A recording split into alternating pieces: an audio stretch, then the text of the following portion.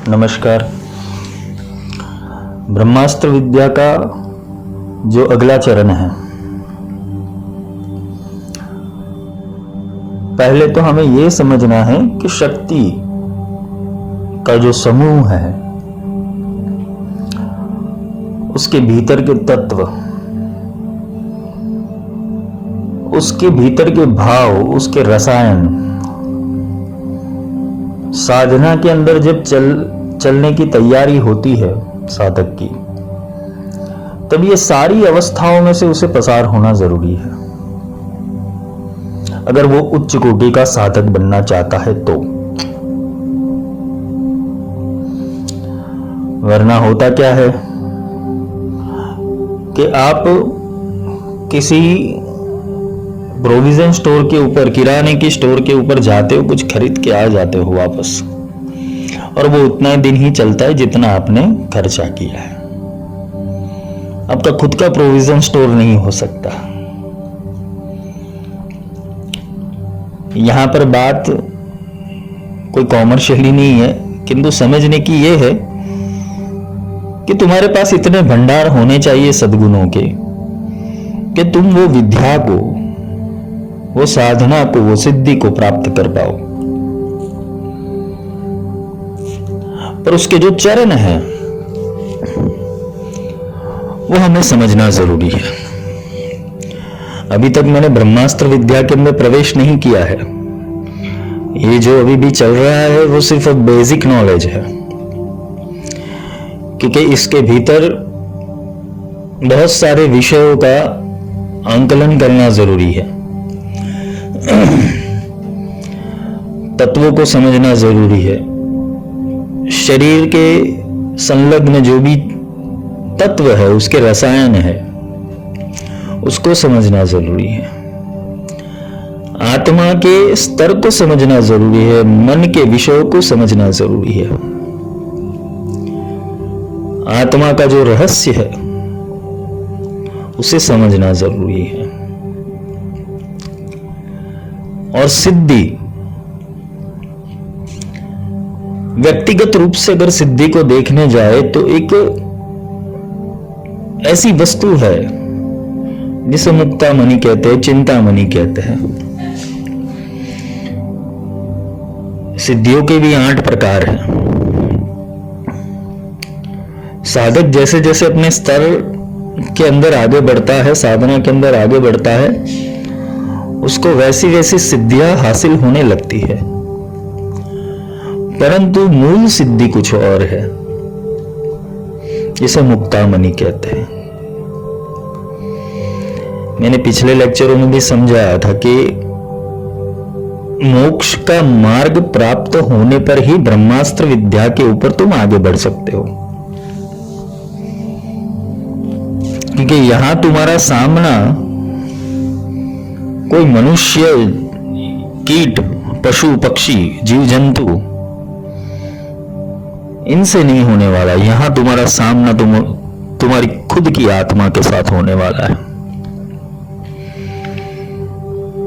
इसे कहते हैं राम तुम्हारा वध करे हो जाओ तैयार। तुम्हारे भीतर का राम, तुम्हारे भीतर के छुपे हुए रावण का वध करने के लिए तैयार हो जाए। तुम इतने शक्तिशाली और बलवान हो जाओ कि तुम अपने दुर्गुण स्वयं निकाल दो। गुरु के पास रहकर गुरु एक एक प्रयोग से तुम्हारे एक एक दुर्गुण निकालेगा, पर जिसको भागना है, जिसको दौड़ लगानी है, वो तत्काल सब समाप्त कर देगा। यद दृष्टम तद नष्टम, वो सब समाप्त करके बैठ जाएगा। चोटी बांध लेगा, शिखा बंधन कर लेगा, बोले आदेश गुरु, वो तैयार हो जाएगा। हार्ड डिस्क दो रूप से क्लीन होती है। का तो हार्ड डिस्क को नष्ट कर दो, हार्ड डिस्क को तोड़ डालो, या फिर हार्ड डिस्क का फॉर्मेट कर दो, और तीसरा होता है एंटीवायरस घुसाना उसके अंदर। ये तुम्हारे भीतर जितने प्रोग्राम रन हो रहे हैं अभी तक के, ब्रह्मास्त्र विद्या के लिए ये बोला गया है कि रचकन मात्र है। ब्रह्मास्त्र इसको छूता भी नहीं है। ब्रह्मास्त्र ऐसे साधकों को छूता भी नहीं है जो जप सिद्धि में लगा हुआ है, जो होम पूजा हवन के अंदर लगा हुआ है, जो अनुष्ठान कर्मकांड के अंदर लगा हुआ है, जिसकी साधना कुछ कर्म अवश्य है, सकाम भावना से वो साधना को सीखना जा रहा है, तो वो कभी भी वैज्ञानिक नहीं बन सकता, ना वो किसी विद्या का अधिकारी बन सकता है। क्योंकि यहां तो एक एक शिष्य के ऊपर अलग अलग प्रयोग किए जाते हैं। अगर तुम्हारा गुरु सामर्थ्यवान हुआ तो किसी के अंदर राम उतार देगा, किसी के अंदर कृष्ण उतार देगा, किसी के अंदर बौद्ध उतार देगा, किसी के अंदर परशुराम पैदा कर देगा, किसी के अंदर देवी दुर्गा महाविद्या उसकी उत्पत्ति कर देगा।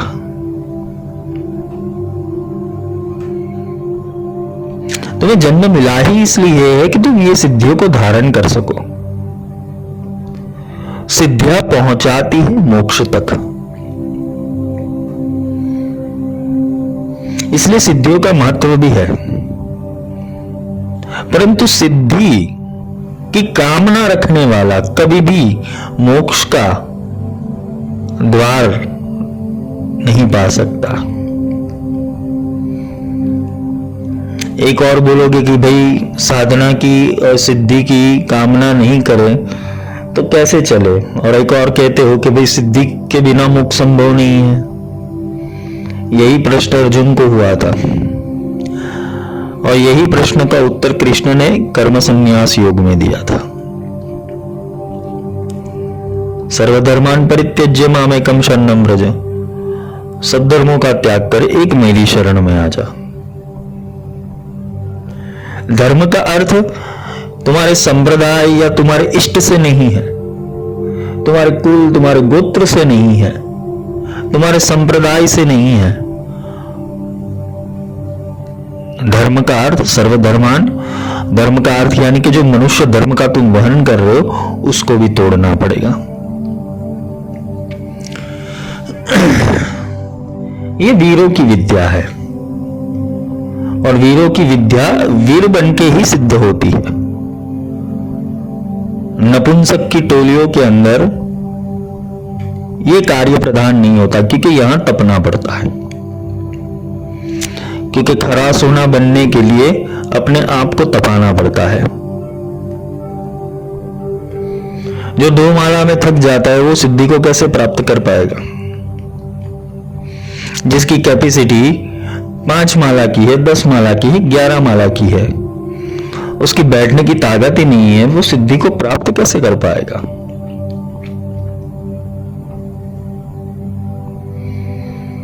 एक और दूसरा रास्ता भी है, सहजे सहजे सब मिले, सहजे सब छूट जाए। सहज में भी प्राप्त हो जाएगा, पर सहज में तभी प्राप्त होगा जब पहले आत्मा तक पहुंच जाओगे।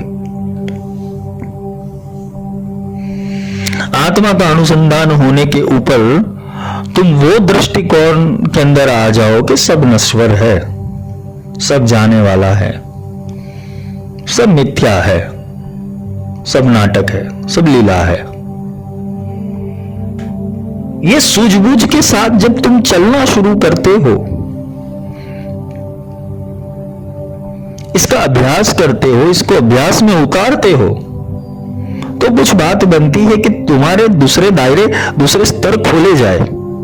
तुम इधर में से ही बाहर नहीं निकले तो तुम्हें आगे का नॉलेज देगा कौन? आज ही एक ग्रुप के अंदर एक बंदा बोल रहा था, उनका कोई ग्रुप है, उनकी कुछ शिविरें चलती है, बहुत बड़े महात्मा है। मैं किसी की टीका या निंदा करना नहीं चाहता यहां पर, परंतु उसकी बात मेरे को खोखली लगी। क्या आपको अपने गुरु पे श्रद्धा नहीं है तो आप यहां पे दूसरा प्लेटफॉर्म ढूंढने के लिए आ गए? दूसरा प्लेटफॉर्म कोई ढूंढता नहीं है, भगवती का आदेश होता है तो वहां तक पहुंच जाती है वाणी। मूर्ख होता है जो गुरु तत्व को सिंचित मात्रा के अंदर समझ के रखा हुआ है, एक शरीरबद्ध समझ के रखा हुआ है। गुरु ब्रह्म है, उसको साक्षात पर ब्रह्म इसलिए कहा गया है कि वो आकार में आता है, और आकार वही सत्य है कि जिसके भीतर वो निराकार बोल रहा हो, वरना सारे आकार मिथ्या है।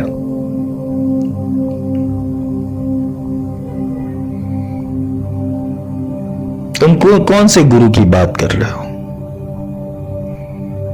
गुरु तत्व है, गुरु ब्रह्म है, गुरु साक्षात परब्रह्म। वो परब्रह्म की सीमा को तुम जान ही नहीं पाए अभी तक। अभी भी तुम अपनी गुरु परंपरा में के अंदर उलझे हुए हो। गुरु भक्ति करना आवश्यक है, ये भी समझ लेना, परंतु वही गुरु भक्ति करने योग्य है कि जो तुम्हें पहुंचा सके।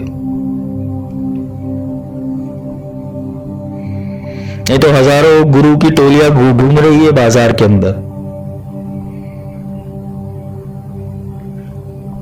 काली साधना ले लो, तारा साधना ले लो, श्री विद्या ले लो, खूब घूम रही है टोलियां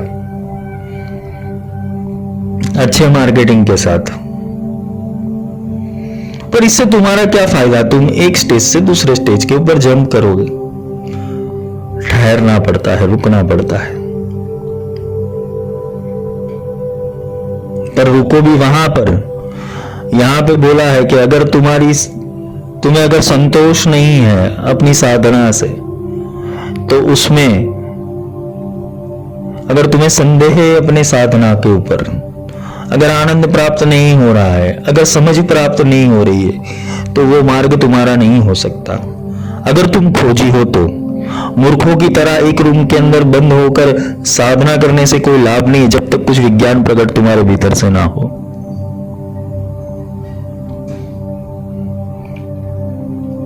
बात आती है श्री विद्या या बगलामुखी या दशमा विद्या की। लोगों के मंत्र के अर्थ पता नहीं है और मंत्र करने बैठ जाते हैं। कैलरिम हसकहलरिम सकलरिम करने बैठ जाते हैं। क्यों? बस बाबा जी ने बोल दिया है, गुरु जी ने बोल दिया है, पंडित जी ने बोल दिया है। क्या ताले लगे हुए दिमाग के ऊपर के हमें समझना ही नहीं है अच्छा सारी चीजें। पंचदशी वो आध्यात्म का वो इतना बड़ा मंत्र है कि जिससे तुम अपने आप के जो तत्व है तुम्हारे, उसका शोधन कर पाओ, तुम्हारा इनकार्नेशन प्रोसेस हो जाए, उससे तुम एक नया जन्म ले सको, तुम अपनी चेतना का विस्तरण कर सको। वो मंत्र है।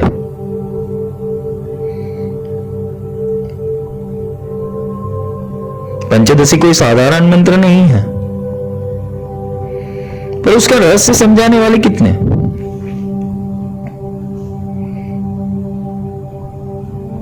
जपात सिद्धि सही बात है, जपने से सिद्धि प्राप्ति होती है, पर सिद्धियों का उपयोग कैसे करोगे? सिद्धियों को समझोगे कैसे?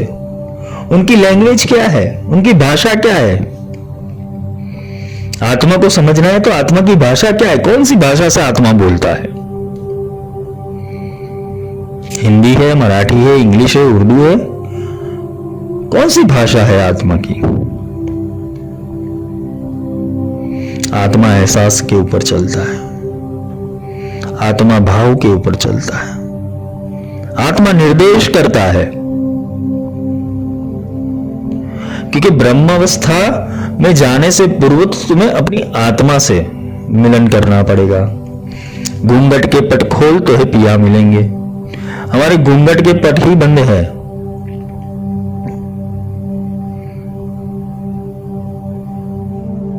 घूंघट डाला हुआ है अविद्या का, माया का, संसारिक गतिविधियों का।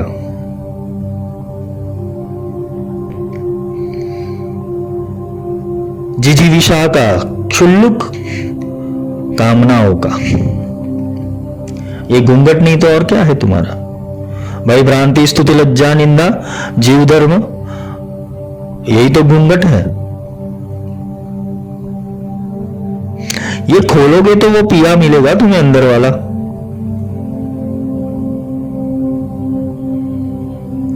ब्रह्मास्त्र को सीखने के लिए या ब्रह्मास्त्र की विद्या को समझने के लिए पहले तो ब्रह्म भाव तो धारण करना पड़ेगा।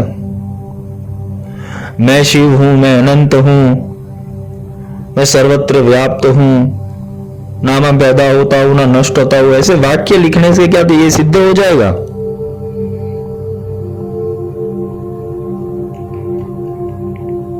ये सिद्ध नहीं होता। लिखा लिखी की है नहीं, देखा देखी की बात। ये लिखने पढ़ने की बात नहीं है, ये अनुभव करने की बात है। और जिसने अनुभव कर लिया है वो आनंद मस्त मगन हो चुका है। तो ब्रह्मास्त्र भी उसी को ही मिलता है जिसको इस संसार से कोई लेना देना नहीं है। वो विज्ञान भी उसे ही समझ में आता है जिसको संसार से कोई लेना देना नहीं है।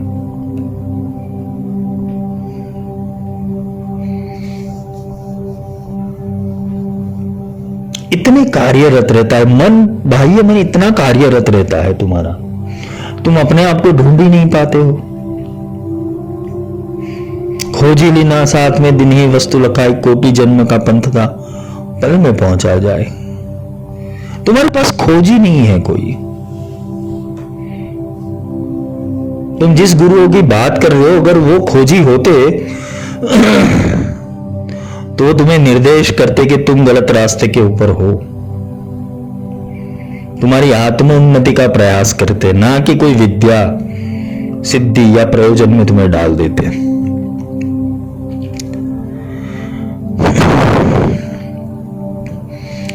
गुरु का कार्य सिद्धि प्रदान करने का भी है और सिद्धियों से छुड़वाने का भी है,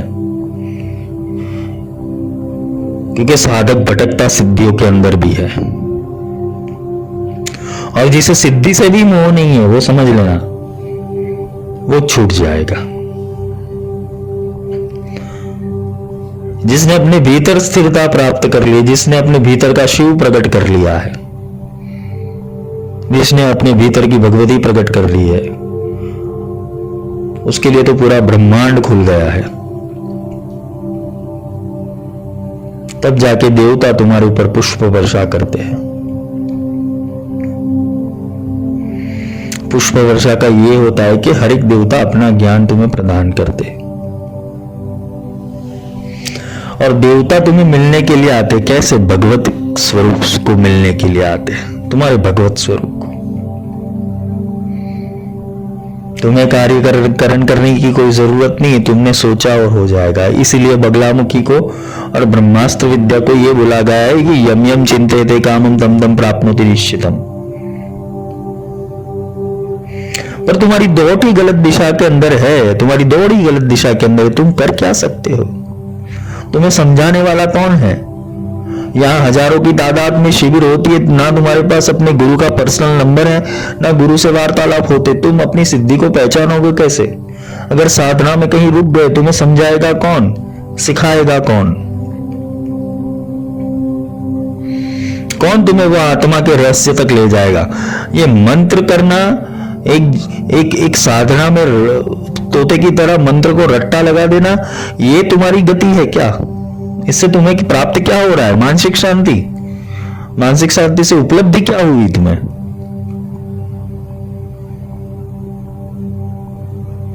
मानसिक शांति से कोई उपलब्धि नहीं प्राप्त होती।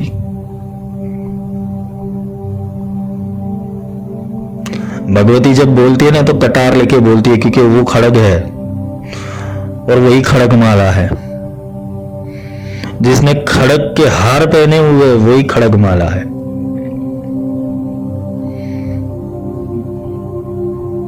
गार्लैंड्स ऑफ स्वॉर्ड्स, जिसने तलवारों की माला पहनी हुई है। जो सारे अस्त्र शस्त्र, सारे जो भी तुम्हारे साधना के अंदर आने वाले जो भी नेगेटिविटी है, उसको अपने अस्त्र से काट देती है। इसलिए ब्रह्मास्त्र विद्या की देवी बगलामुखी है, क्योंकि ब्रह्मास्त्र तक तो तभी जाके पहुंचा जाएगा जब तुम ये षड विकारों को काटोगे। भगवती उसमें सहाय करती है। मैंने आज फेसबुक के ऊपर ग्रुप में लिखा था कि मैं प्रत्यंगिरा समझाऊंगा, आध्यात्मिक रहस्य प्रत्यंगिरा का। एक अंग होता है, दूसरा प्रत्यंग होता है, और तीसरा होता है विपरीत प्रत्यंग। प्रत्यंगिरा के दो स्वरूप, एक प्रत्यंगिरा है और दूसरी विपरीत प्रत्यंगिरा है, जो विपरीत चलती है। लोग क्या करते हैं, बाह्य शत्रुओं को मारने के लिए उसका मारण, मोहन, उच्चाटन, वशीकरण, विद्वेषण करने हेतु ये विपरीत प्रत्यंगिरा का प्रयोग करते हैं या प्रत्यंगिरा का प्रयोग करते हैं। क्या इतनी मामूली चीज के लिए क्या भगवती अपनी शक्ति तुम्हें देगी? जरा सोच तो लगाओ। प्रत्यंगिरा करने से शत्रु समाप्त हो जाते, सही बात है, लेकिन कौन से शत्रु? जो तुम्हारे भीतर बस रहे हैं। ओम भ्रामरी, स्तंभिनी देवी, क्षोभिनी, मोहिनी तथा संहारिणी, द्रावणी च रौद्र रूपिणी इति अष्टयो शक्ति शत्रु पक्षे नियोजिता धारयित साध केंद्रस्य। जो साधना के अंदर, साधक केंद्र के अंदर ये अष्ट शक्तियों का प्रयोग करता है। कौन सी? भ्रामरी, स्तंभिनी, क्षोभिनी, मोहिनी, विद्राविनी। ये अष्ट शक्तियों का प्रयोग अगर वो साधना में कर रहा है, आध्यात्मिकता के अंदर कर रहा है। विद्वेषण तुम्हें किसका करना है? तुम्हारे मन का। मन के सामने बगावत छेड़ दो, उसकी गुलामी छोड़ दो। मोहन किसे करना है? यही मन को करना है। समझाना मन को ही है, आत्मा तो सब समझ के बैठा हुआ है। वशीकरण किसका करना है? मन का करना है। द्रावण किसका करना है? मन का करना है। मन के दुर्गुणों से तुम्हें द्रवित होना चाहिए कि मैंने इतने पाप कर दिए, मैंने इतना बुरा कर दिया, मैंने समय इतना गवा दिया। ये द्रावण होना चाहिए। स्तंभन किसका करना है? मन का तो करना है। मन और उसके दुष्ट विचारों का तो स्तंभन करना है। ब्राह्मण किसका करना है? मन तुम्हें भ्रमित करता है, मन तुम्हें बार बार भ्रमित करता है, शंका करवाता है, कुशंका करवाता है, तर्क कुतर्क करवाता है। इसकी भ्रमना बहुत सारी फैली हुई है, उसको ही भ्रम में डाल दो। सत्य को प्रकट कर लो, वो भ्रम में गिर जाएगा। ये कहां से प्रकट हो गया? तुम्हारा युद्ध तुम्हारे अंदर चल रहा है। अगर समझ लेना, ये युद्ध तुम्हारे भीतर चल रहा है। कल भी बोला था कि अगर ये कुरुक्षेत्र तुम्हारे भीतर चल रहा है तो तुम्हारा साक्षी पुरुष का जागना अत्यंत आवश्यक है। अगर वो कृष्ण भीतर प्रकट नहीं हुआ तो तुम्हारी नई गीता नहीं बनेगी। अर्जुन की तरह विषाद करना बंद कर दो कि मैं युद्ध नहीं कर सकता।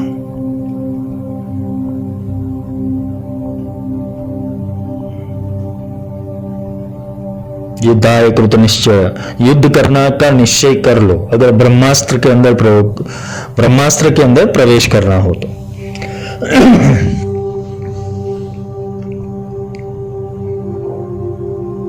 ना स्वर्ग की कामना है, ना यहां विजय की कामना है, ना पराजय की कामना है, ना किसी चीज की कामना है। बस मुझे मेरे कर्म करने हैं, ये दृढ़ निश्चय कर लो। साधना पथ के अंदर आवश्यकता यही है कि तुम्हारा दृढ़ निश्चय होना चाहिए। किसके प्रति? अपने लक्ष्य के प्रति। और लक्ष्य कौन सा? मोक्ष। उसके ऊपर मोक्ष के बाद की अवस्था। एक प्रोग्राम के अंदर तुम रन हो रहे हो, प्रोग्राम तुम्हें रन कर रहा है, तुम्हारी मेमोरी लॉस्ट करवा रहा है, तुम्हारी रैम, तुम्हारी जो बुद्धि है उसको बार बार डाउन कर देता है। क्योंकि भगवान ने तुम्हें एक्सेसिबल जो रैम दिया है उसका प्रोग्रेस भी तुम्हें करना है, उसको कैसे टैकल करना है, उसमें वायरस कैसे निकालने वो भी तुम्हें ही करना है। बूस्टिंग तभी जाके होगा, रिबूट तभी जाके होगा कि जब तुम्हारा कनेक्शन अलग हो जाए। तुम्हें जो वाइब्रेशन मिल रहे हैं, तुम्हें जहां से जो शक्तियां मिल रही है, वाइब्रेशन मिल रही है, वो नेगेटिव क्यों है इतनी? या तो फिर पॉजिटिव है, या तो नेगेटिव है, या तो न्यूट्रल है। तो न्यूट्रल है तो वो तो किसी चीज का काम का ही नहीं है, ना इधर जा सकेगा ना उधर जा सकेगा, बैठा रहेगा। वो पॉजिटिव है तो क्या करेगा, वो बार बार उसको एक्सेस करता रहेगा। रैम को बढ़ाना जरूरी है, और रैम तभी जाके बढ़ेगी जब तुम्हारा कनेक्शन फास्ट हो जाएगा। तुम्हारी बुद्धि का कनेक्शन अभी 2G के ऊपर है या 3G के ऊपर है, तुम्हें 4G 5G 6G 7G इसके ऊपर चलना है, तो तुम्हारा रैम प्रोसेसर बढ़ाना पड़ेगा। तुम डाउनलोड कितना कर पाओगे यूनिवर्स से? यूनिवर्स के अंदर तो हजारों पोर्टल है, जिसे सहस्त्र दल कहते हैं। उसमें से कितना डाउनलोड कर पाओगे तुम? कितनी सिद्धियां हस्तगत कर पाओगे?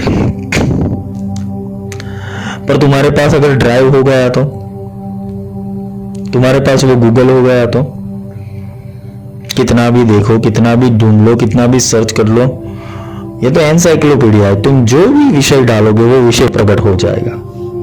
उसे ही तो ब्रह्मास्त्र विद्या कहते हैं।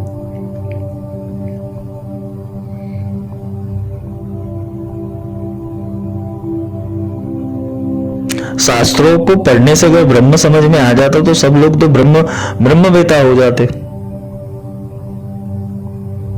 पर अनुभूति कहां है? प्रॉब्लम यह है, अनुभूति नहीं है। इसलिए क्या होता है कि जो ब्रह्म तुमने समझा हुआ है, वेदों से समझा, पुराणों से समझा, उपनिषदों से समझा, दर्शन शास्त्रों से समझा, आगम निगम तंत्रों से समझा, वो तुम्हारे मानसिक पटल के ऊपर छप चुका है कि ब्रह्म ऐसा है, वो निर्गुण है, निराकार है, काल के परे है, देह के परे, सब समझ लिया हमने। पर अनुभूति कहां है? अनुभूति तो तभी जाके मिलेगी जब वो अंदर आके बोलेगा और कुछ ऐसा होगा कि जो अभी तक नहीं हुआ था। जो अभी तक नहीं हुआ था, तुम्हारी सोच बदल जाएगी, तुम्हारी वाणी बदल जाएगी, तुम्हारा विवेक बदल जाएगा, तुम्हारी पर्सनालिटी बदल जाएगी। कोई कोर्स करने की आवश्यकता नहीं है। मूर्ख लोग होते हैं जो कोर्स करते हैं। हमारे वहां सिद्ध गुरु परंपरा के अंदर कोई कोर्स नहीं करवाते, यहां तो सीधा इम्प्लांटेशन कर देते। वो बीज वृक्ष डाल देते, बीज वृक्ष का जो बीज है वो डाल देते हैं, उसके अंदर से वट वृक्ष कैसे पैदा करना है सिर्फ वही सिखाते हैं।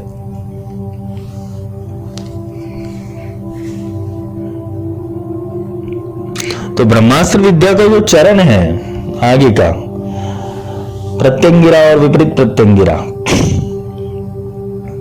तो मैंने समझा है कि भाई षटकर्म किसके ऊपर करना है। अंग का अर्थ होता है, जैसे तुम्हारा हाथ है उसे अंग कहते हैं, और जो उंगलियां है उसे प्रत्यंग कहते हैं। बिना प्रत्यंग अंग कोई काम नहीं करता। जो चीज उंगलियां कर सकती है वो तुम्हारी कोहनी नहीं कर सकती, ये समझ लेना, दिमाग में उतार लेना ये चीज जो समझा रहा हूं वो। जो तुम्हारे हाथों की उंगली काम कर सकती वो कोहनी नहीं कर सकती, वो बाजू नहीं कर सकती, वो शोल्डर नहीं कर सकता। तुम्हारे फेस के ऊपर ईश्वर ने 5 द्वार रखे हुए, 6 द्वार रखे हुए, 7 द्वार रखे हुए, 2 आंखें, 2 कान, 2 नासिका और 1 मुख। सातों के कार्य अलग है।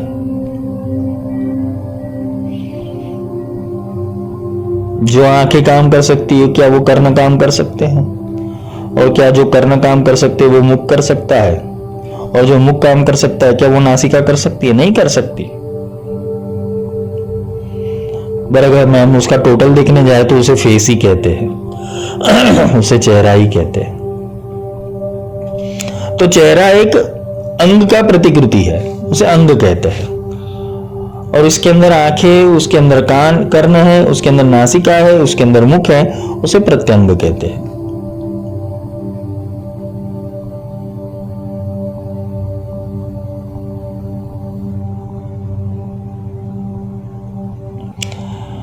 तो ये जो समझना है हमें कि हमारी जो दिशा है वो इंद्रियों से जनित हो रही है।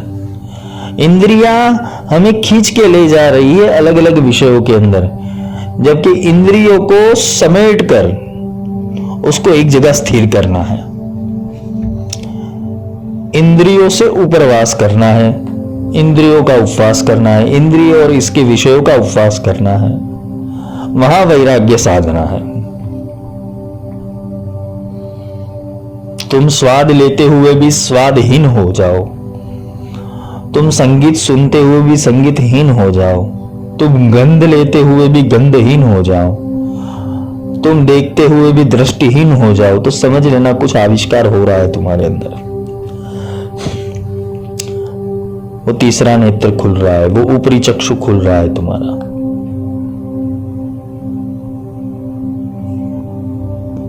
स्थूल से मोह हट जाएगा ना, स्थूल से वैराग्य हट जाए, वैराग्य आ जाएगा तो सूक्ष्म में प्रवेश कर पाओगे। और स्थूल के विषय ही इतने ज्यादा है कि पूरा दिन चला जाता है। शरीर को संभालो, शरीर को उठाओ, नहलाओ, ब्रश करवाओ, अच्छे कपड़े पहनाओ, शरीर को तैयार करने हेतु या शरीर का वहन करने हेतु कितना सारा समय बिगड़ता है। और उसमें भी वो पीएचडी होल्डर होते हैं, उन लोगों को मेकअप में बहुत टाइम लगता है। ईश्वर सीधा है, ब्रह्म सीधा है, उसकी टेढ़ी मेढ़ी चाल नहीं है इतनी, वो इतने रूपक और अलंकारों से नहीं बना हुआ है जितना शास्त्रों में लिखा हुआ है, बहुत सरल है। हमारे गुरु कहते थे पानी पीने जितना सरल है। वो निर्मलता से मिलता है और हम उसे ढूंढते हैं जटिलता के अंदर। हम जटिल क्रियाओं से उसे पाना चाहते हैं। मैं तंत्र कर लूं, मैं अघोर कर लूं, मैं शव साधना कर लूं, मैं स्मशान में बैठ जाऊं, बैठ जा। वैसे जाना भी वहां एक दिन वहीं पर ही है, बैठ जाओ, सारे लोग शमशान में बैठ जाओ और करो साधना। भला हुआ हरि बीसरो सर से टली बला। क्या कहा है? भला हुआ हरि बीसरो सर से टली बला। जिसको जाप करना था, जिसको याद करना था, जिसकी भक्ति करनी थी, जिसको समझना था, जिसको देखना था, जिसको स्पर्श करना था, वो सारी चिंताएं हट गई। भली भला हुआ हरि बीसरो सर से टली बला। ये हरि भी और कुछ नहीं है, ये तुम्हारी ही उपज है। सब बोल रहे कि ईश्वर का निर्माण किसने किया। अगर मैं बोलूं कि तुमने किया तो तुम मुझे मारने दौड़ोगे। ईश्वर की उत्पत्ति किसने की और ईश्वर बना क्यों?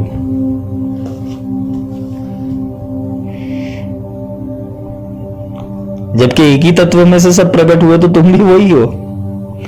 तुमने तो बनाया ईश्वर। और हम समझते कि ईश्वर ने हमें बनाया है। पर संतों की वाणी जो होती है वो वैखरी होती है, समझना मुश्किल होता है। हरि तो है, ईश्वर तो है, और वो मिलता तभी है कि जब वो हरि भक्त हो। भला हुआ हरि बीसरो सर से टली बला। जैसो थो वैसो हो, अब कुछ कही ना जा। जो तुम आदि में थे, अभी हो, और जो रहोगे वो बन गए। ये हरि की जो बला है ना, वो सिर से टल जाएगी। वो भगवान को प्राप्त करना, ईश्वर को प्राप्त करना, देवी को प्राप्त करना, इस सर से बला टल जाएगी तुम्हारी, जब तुम्हें आत्म साक्षात्कार हो जाएगा।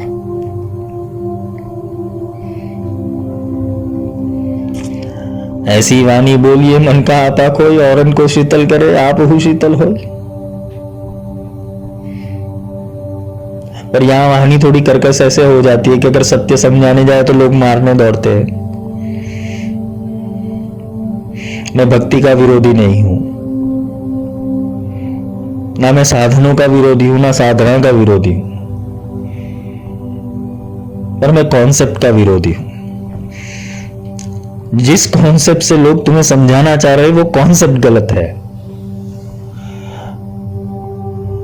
क्योंकि वो तो 24 घंटे 8 प्रहर 24 घड़ी सन्मुख रह के सोए, वो सन्मुख रहता है। और जिसको प्राप्ति और उपलब्धि हो गई है उसके लिए तो बहुत सोहला है। कौन सा भगवान, कैसा भगवान? मैं जानता हूं उसे। तुम क्या कहोगे? मैं जानता हूं उसे, मैं मिल चुका हूं। कहां मिले भाई? अपने भीतर। भीतर में डुबकी लगाई, यही हरिद्वार है। गंगा में डुबकी लगाओ तो गंगा यानी ज्ञान रूपी गंगा में डुबकी लगानी है। गंगा मैल को साफ करती है, शरीर के मैल को, मन के मैल को साफ नहीं करती। पर ज्ञान रूपी जो गंगा है वो तुम्हारे मन के मैल को साफ करती है, ये अंधश्रद्धाओं के पटल को हटाती है। तो यही सीखना है, क्योंकि ब्रह्मास्त्र विद्या के अंदर अंग और प्रत्यंग ये दोनों को समझना है। तुम्हारे पास अंग रूपी क्या है? शरीर है, और प्रत्यंग रूपी इंद्रिया है। अब ये इंद्रियों को कौन से विषय के अंदर चला रहे हो वो तुम्हारे ऊपर निर्भर करता है। इंद्रियों को तुम अंतर्मुखी कर रहे हो कि बहिर्मुखी कर रहे हो वो तुम्हारे ऊपर निर्भर है। अगर तुम आध्यात्मिक उन्नति चाहते हो और मोक्ष की प्राप्ति चाहते हो, या भगवत सत्ता की प्राप्ति चाहते हो, या भगवती की प्राप्ति चाहते हो, तो तुम्हें अंतर्मुख होना पड़ेगा। तो प्रत्यंगिरा अंदर भी चलती है और बाहर भी चलती है, वह भौतिक भी है और पराभौतिक भी है, किंतु उसका श्रेष्ठ रूप आध्यात्मिक ही है। ये षड विकारों को काटने की विद्या है। काम, क्रोध, लोभ, मोह, ईर्ष्या, निंदा, राग, द्वेष, ये षड विकारों को काटने की विद्या, ये अहंकार को काटने की विद्या है। हनुमान चालीसा के अंदर एक चौपाई आती है, उसमें लिखा गया है कि जब गुरु के चरण में जाते हो ना, श्री गुरु चरण सरोज रज निज मन मुकुल सवार, ये मन जब सुधर जाता है तो आगे जाके वहां निर्देश तुलसीदास जी ने यही किया है, और देवता चित्त न धरई। जब तुम्हें अपने प्रज्ञान ब्रह्म की प्राप्ति हो जाए तो और देवता चित्त न धरई, जब अपने साक्षात्कार हो जाए, आत्म साक्षात्कार हो जाए, फिर उसके अंदर ही विलीन रहो, और देवता चित्त न धरई। हनुमंत से ही सर्व सुख करे। तो ये हनुमंत कौन है? हनुमान कौन है? जो जिसने अपने अहंकार का हनन कर दिया है, जिसने अपना अभिमान का हनन कर दिया, वही हनुमान है। और जो अहंकार रहित तुम्हारे भीतर जो तत्व पड़ा हुआ है, जो निर्मल है, सोहला है, प्रेममयी, करुणामयी है, जो बुद्धि और चातुर्य, जो बल का महारथी है, वो प्रज्ञा, वही हनुमान है। तो ये प्रज्ञा मिलती कहां है? श्री गुरु चरण सरोज रज। 108 बार जो सत बार पाठ करे कोई, छूट ही बंदी महासुख होई। महासुख कौन सा सुख है? अपनी उपलब्धि कर देना, अपने स्वरूप की उपलब्धि कर लेना, अपने स्वरूप की प्राप्ति कर लेना, वही महासुख है। मोक्ष की गति प्राप्त करना, मोह का क्षय हो जाना,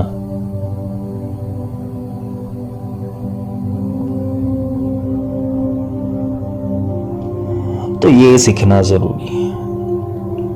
सतबार पाठ करने से हनुमान जी सिद्ध नहीं होने वाले, गदा लेके तुम्हें मारने के लिए आएंगे। क्यों बोल रहा है मेरा नाम?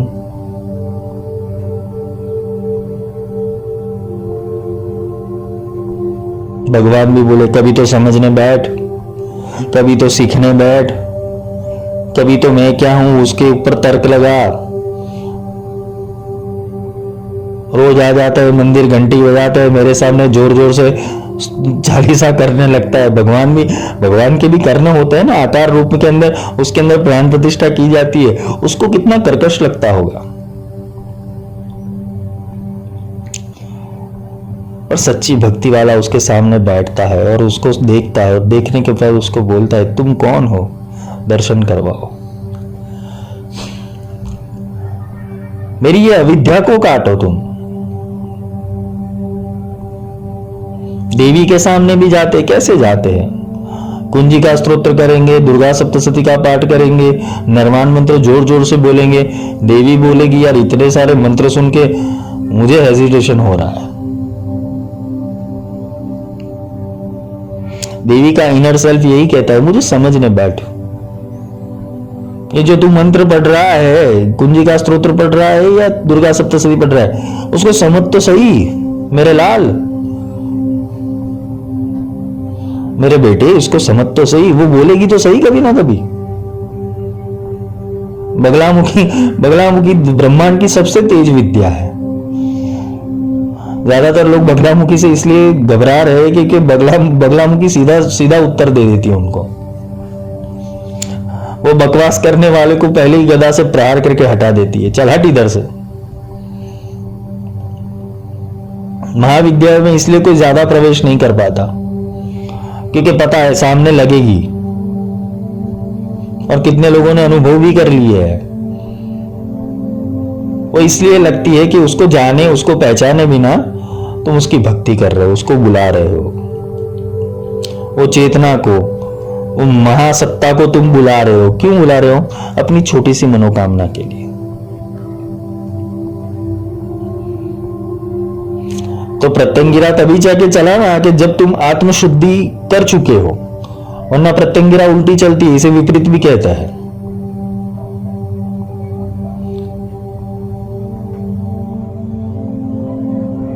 त्रिसंध्य में एक संध्य वा पटे स्थिर मानस न तस्य दुर्लभम लोके कल्प वृक्ष स्थित। 3 संध्या के अंदर या एक संध्या के अंदर तुमने अगर ये प्रत्यंगिरा या बगला का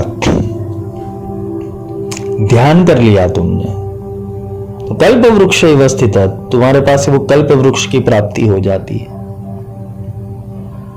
न तस्य दुर्लभम लोके, सारे लोकों में ये दुर्लभ है। कल्प वृक्ष स्थित, तुम जो सोचोगे वो हो जाओगे। तुम्हारा थॉट प्रोसेसर चेंज हो जाएगा अगर तुमने ये स्तोत्र को या ये विद्याओं को आध्यात्मिक रूप से देखना शुरू किया तो। वरना तो होगा क्या, करते रहो, माई भी सुनती रहेगी, माई भी सुनते सुनते एक ही चीज कहेगी, कब समझेगा, कब समझेगा, कब समझेगा। और वो तो माँ है, जगत जननी है, और जगत जननी अपने हर एक संतान की रक्षा ही करती है। पर हाँ, कोई कामी हो, कोई क्रोधी हो, कोई लोभी हो, कोई लालची हो, तो उसे दंड भी देती है। और दंड इसलिए देती है कि वो सीधे मार्ग के ऊपर आ जाए। बगलामुखी पहले कॉम्प्रोमाइज करती है कि अब सुधर जा।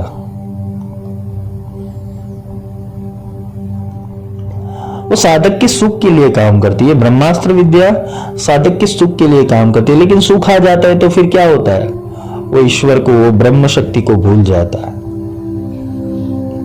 लोग सुख की मनोकामना के लिए, सुख की प्राप्ति के लिए तो ईश्वर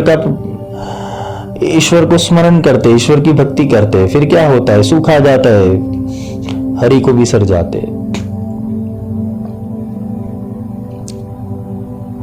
कुंता जी ने, जब श्री कृष्ण ने कुंता जी को पूछा था कि बुआ आपको चाहिए क्या, मैंने सबको वरदान दिया, आपको कौन सा वरदान चाहिए?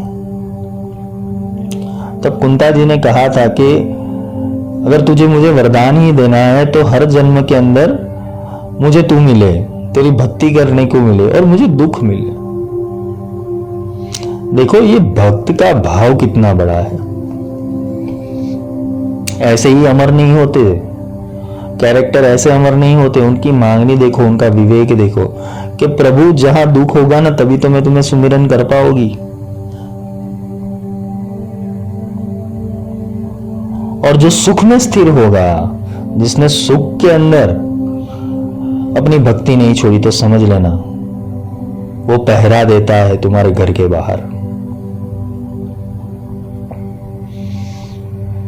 आज भी वो विट्ठल मंदिर के अंदर ईंट के ऊपर पहरा दे रहा है। इसलिए भगवान कृष्ण ने गीता में यही कहा कि सुख और दुख के बीच समान रहो और अपने विवेक का त्याग मत करो, अपने कर्म का त्याग मत करो, अपनी भक्ति का त्याग मत करो। तुम्हारे कार्य सिद्ध हो जाते फिर क्या होता है, तुम अपने घर पे, भगवान अपने घर पे। बहुत बिजी हुआ है, बहुत हार्ड वर्क होगा, बहुत चल रहा है काम काज आजकल। एक फैक्ट्री से 2 फैक्ट्री हो गई, 2 से 4 हो गई। 4 होने के बाद अभी तो समय नहीं मिल रहा है, भगवान की भक्ति करूं तो कैसे करूं, समय नहीं मिल रहा है। तो भगवान ने थोड़ी बोला है कि तू मेरी भक्ति कर, वो तो तू मांगने के लिए गया था, तो भगवती ने थोड़ा कचरा दे दिया अपने घर का तेरे को। भगवती के आगे तो ये सब कचरा है, जिसे तुम माया कहते हो, धन कहते हो, कचरा है उसका घर का। तुम्हारे जो प्रॉब्लम्स और समस्या है उसके घर के आगे कचरा है सब। सोचो रोज तुम्हारे घर के आगे 100 लोग आ जाए और जोर जोर से चिल्लाने लगे तुम्हारा नाम लेके, तुम्हारी हालत क्या हो जाएगी? भाई मैंने कुछ किसी का ले लिया है क्या? तुम परेशान हो जाओगे। तो वो ब्रह्म भी परेशान हो जाते हैं।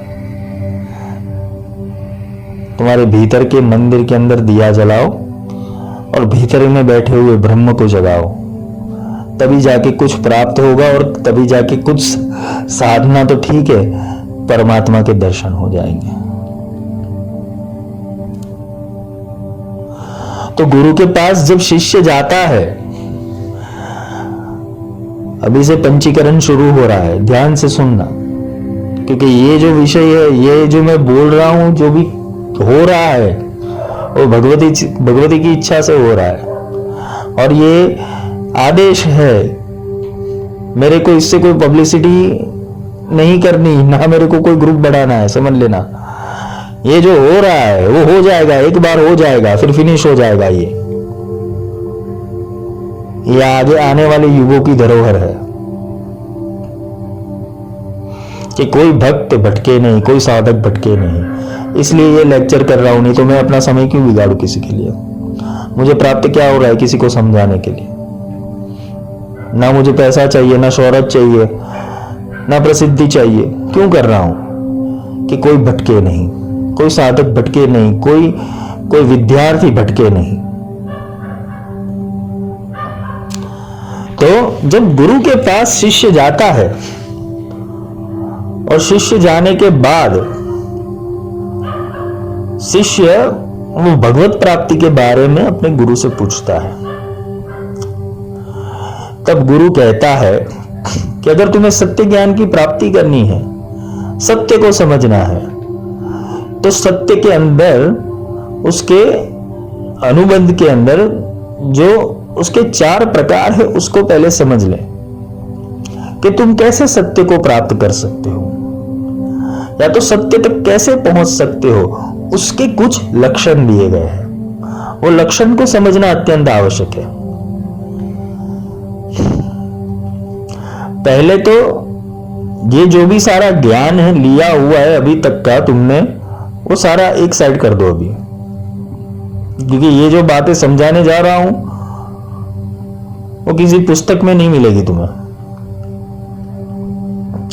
तो गुरु के पास जब वो शिष्य जाता है सत्य को समझने के लिए या सत्य को प्रकट करने के लिए, तो गुरु से वो विवेक से पूछता है कि गुरु सत्य क्या है और सत्य की प्राप्ति कैसे होती है।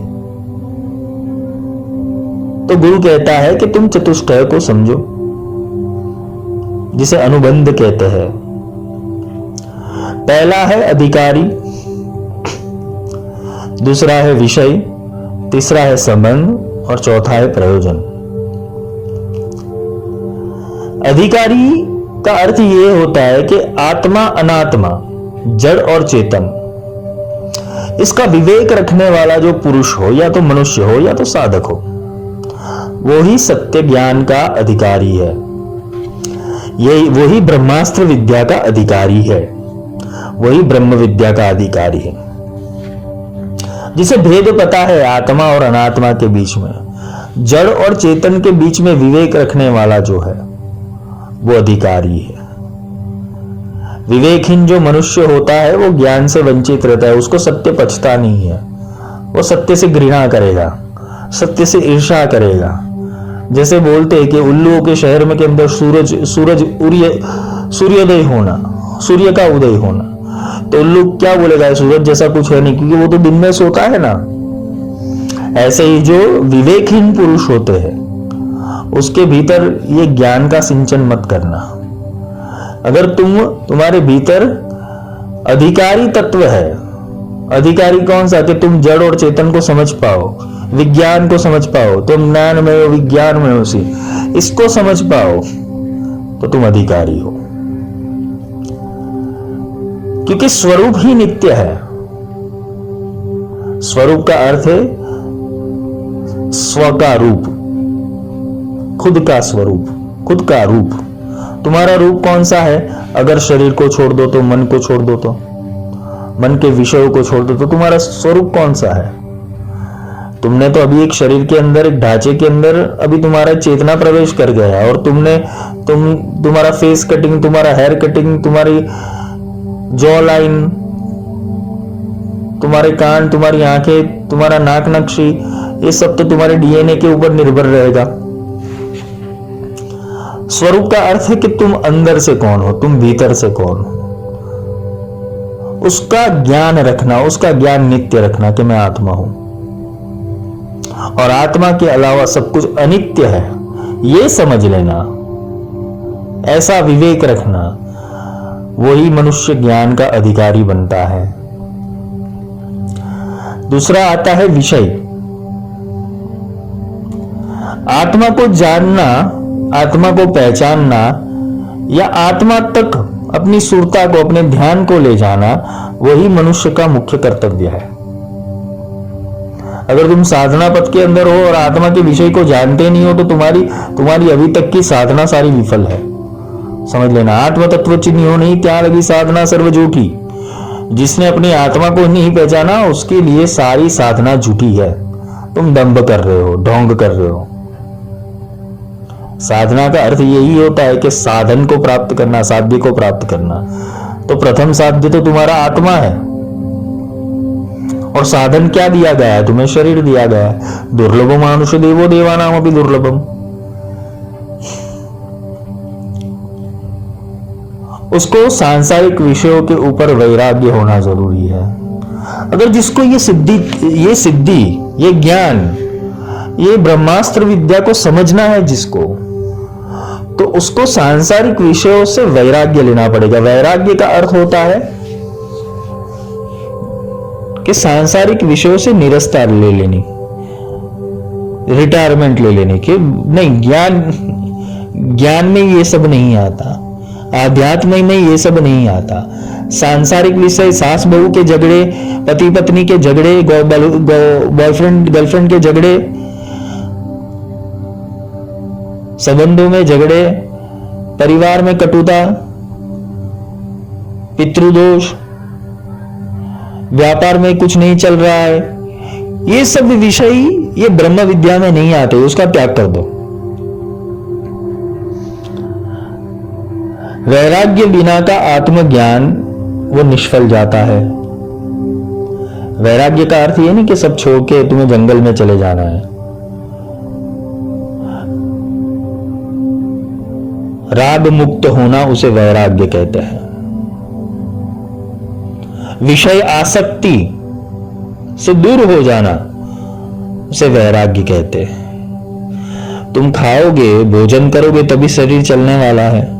तुम्हारे पास कर्म है तो तुम सुनोगे तो जरूर, आंखें है तो देखोगे जरूर, जिह्वा है तो बोलोगे जरूर।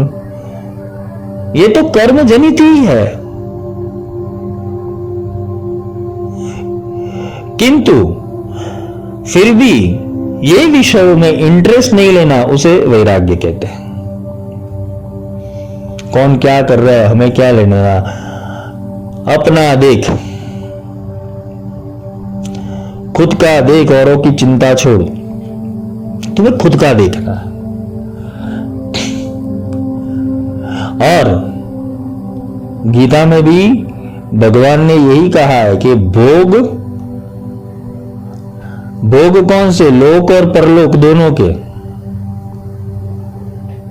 कुछ लोग साधना इसलिए करते हैं कि मरने के बाद उन्हें अच्छा जीवन मिले, अच्छा क्रम मिले, लेकिन जो ऊपर बैठा कंप्यूटर का मास्टर है, चित्रगुप्त है ना, तो तुमने इस जन्म के अंदर तो कर्म अच्छे कर लिए और तुम्हें लगा कि मुझे स्वर्ग की प्राप्ति हो जाएगी, और वो चित्रगुप्त तुम्हारा पिछले जन्मों का अकाउंट खोल के बैठ जाएगा और थप्पा लगाएगा कि इसे नरक में भेजो, तो क्या करोगे? क्योंकि उसके पास भी एक्सेस एनर्जी नहीं है। गुप्ता जी सिर्फ चित्र खींचते हैं, तुम्हारा फोटो खींच लेते हैं। इसने अच्छा किया, फोटो क्लिक किया, इसने बुरा किया, फोटो क्लिक कर देते हैं। और फिर गुप्ता जी करते क्या है, तुम्हारी फाइल बनाते हैं। और इतने जन्मों की इतनी फाइलें हो चुकी है, तो अब करेंगे क्या गुप्ता जी कि यार पूरा सेटलमेंट तो इस जन्म में नहीं होगा, चलो इस जन्म के अंदर कुछ सुख की उपलब्धि करवाए इस इंसान को, बाकी का कर्मचक्र बाद में देख लिया जाएगा। तुम कभी कभार पूछते हो कि हमें तो पिछला जन्म याद नहीं, तो भुगतना किस बात का? तो इस बात का कि ये साइकिल ही ऐसी बनी हुई है जो रिसाइकल नहीं होती है। पुनरपि जन्मम पुनरपि मरणम आ ब्रह्म कीट जननी। ये भगवती की माया भी इतनी अनंत है कि ब्रह्मा से लेकर कीट तक सबकी मृत्यु होती है। तो ये विषयों का त्याग करने वाला और लोक और परलोक के भोगों की इच्छा से भी वैराग्य ले लेना, वो विषय होना चाहिए तुम्हारा। और वही विषय के ऊपर तुम टिकोगे तो आत्मज्ञान और ब्रह्म विद्या प्राप्त कर पाओगे। फैसिनेशन में या फैंटेसी वर्ल्ड में नहीं जीना है, समझ लेना।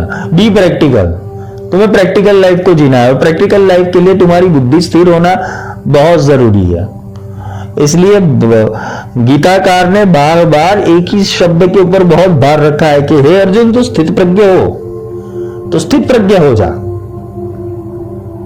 तीसरा आता है संबंध। संबंध का अर्थ है तुम्हें संबंध किससे रखना है इस जीवन के अंदर। कौन तुम्हारा है?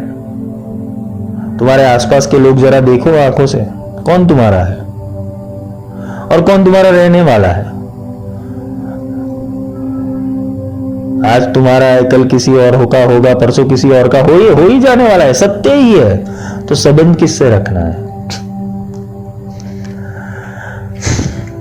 आत्मा का सीधा संबंध होता है आध्यात्मिकता से, क्योंकि आध्यात्मिकता ही वही मार्ग है जो तुम्हारी आदि आत्मा स्वरूप की ओर तुम्हें ले जाता है। और उसी संपत्ति को प्राप्त करना है, उसे देवी संपदा कहते हैं, उसे ही देवी संपदा कहते हैं। आध्यात्मिक के बिना आत्मज्ञान संभव नहीं है। और ऐसी 6 प्रकार की संपत्ति शास्त्रों में वर्णित है। लौकिक वासनाओं का त्याग करना, ये 6 संपत्ति के 6 प्रकार। पहला है लौकिक वासनाओं का त्याग करना, लौकिक और अलौकिक। लौकिक यानी जो दृष्टिगोचर है, जो देख सकते, समझ सकते, सुन सकते, वो सारी वासनाओं का त्याग करना, उसके भीतर समभाव से रहना। दूसरा है शब्दादि बाह्य विषयों और इंद्रियों को रोककर इंद्रियों को कंट्रोल में लाना। देखो यहां गीताकार ने भी यही बोला है, भगवान कृष्ण ने यही कहा है कि हे अर्जुन, वो मूर्ख होते जो अपनी इंद्रियों का दमन करके हठयोग से मेरी प्राप्ति करना चाहते हैं। तो इसको बोला है कि इंद्रियों को कंट्रोल करना है, इंद्रियों का दमन करना नहीं। इंद्रियों का दमन करोगे तो क्या हो जाएगा? तुम डिप्रेशन में चले जाओगे, या तो फिर अहंकार के अंदर चले जाओगे। ब्रह्मचर्य का कंट्रोल किया, ब्रह्मचर्य का अर्थ समझे नहीं और बस कंट्रोल करना चालू हो गए, फिर हुआ क्या? अधोपतन। जो नित्य ब्रह्म का आचरण कर रहा है वो ब्रह्मचारी है। जिसकी दृष्टि के अंदर ब्रह्म है, जिसके कर्ण के अंदर ब्रह्म है, जिसकी जिह्वा के अंदर ब्रह्म है, वो ब्रह्मचर्य वाला है। तो इंद्रियों को रोकना है, इंद्रियों को कंट्रोल करना है, उसको आध्यात्मिक मार्ग की ओर अग्रसर करना है। संसार के सभी प्रकार के जो प्रपंच है उससे मुक्त हो जाना, इसे उपरीति कहते हैं। उपरवास करना, उपवास कहते हैं उसे। ठंडी हो, गर्मी हो, सुख हो, दुख हो, मान हो, अपमान हो,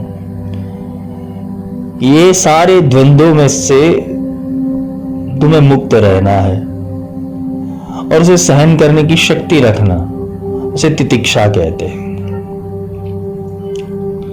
पांचवा है ब्रह्मनिष्ठ सद्गुरु।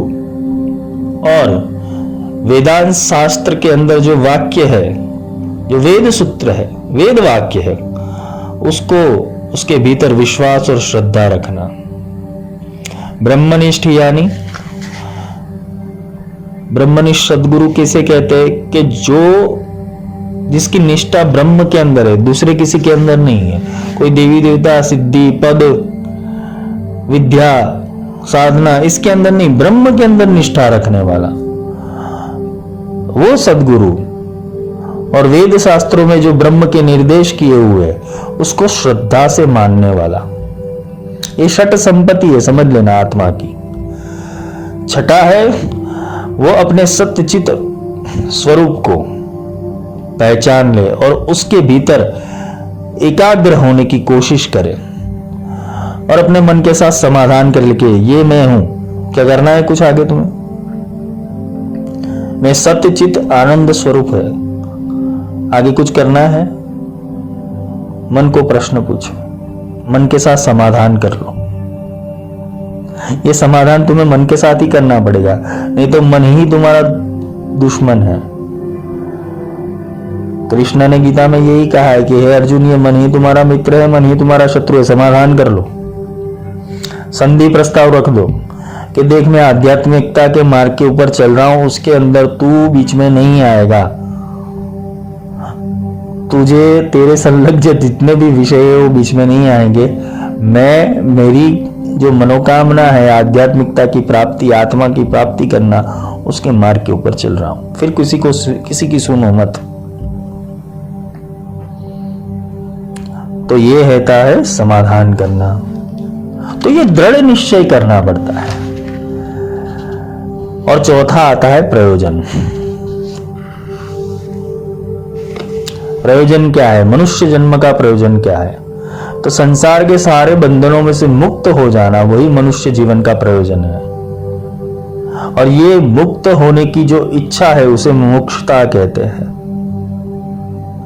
संसार के मिथ्या भोगों में आसक्त जो जीव होता है उसको मुक्त होने की चिंता नहीं है, ना ही उसकी इच्छा होती है। उसका जीवन मानो सुबह से लेकर शाम एक प्रोग्राम में जी रहा हो, एक निश्चित प्रोग्राम के अंदर वो रन कर रहा हो। सुबह उठेगा, नहाएगा, धोएगा, नाश्ता करेगा, जॉब पे जाएगा, फिर शाम को वापस आएगा, फिर सो जाएगा। इसके लिए तुम्हारा जन्म नहीं हुआ है। पैसा कमाना जरूरी है,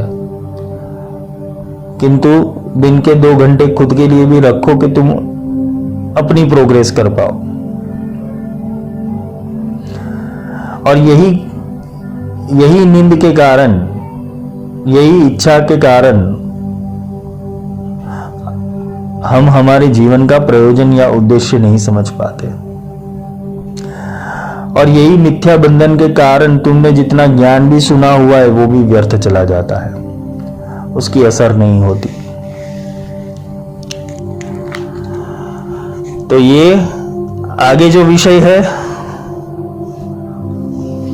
उसको हम कर लेंगे। प्रत्यंगिरा बहुत बड़ा विषय है, विपरीत प्रत्यंगिरा भी बहुत बड़ा विषय है, उसको धीरे धीरे करके पार्ट वाइज लेंगे। आज मैंने उसका आध्यात्मिक स्वरूप के ऊपर थोड़ा विश्लेषण किया हुआ है, फिर हम आगे और भी उसको समझेंगे। क्योंकि देखो ब्रह्मास्त्र विद्या जो अभी जो ये प्रकरण चल रहा है ये लंबा चलेगा, क्योंकि इसके अंदर बहुत सारे विषय हैं।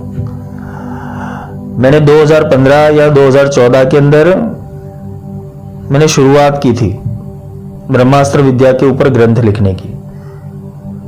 कुछ कारणोंवश नहीं हो पाया, क्योंकि वो भी भगवती की इच्छा ही होगी, क्योंकि जो भी वाणियां आ रही थी मैं उतार रहा था, लेकिन समय बहुत चला जाता था।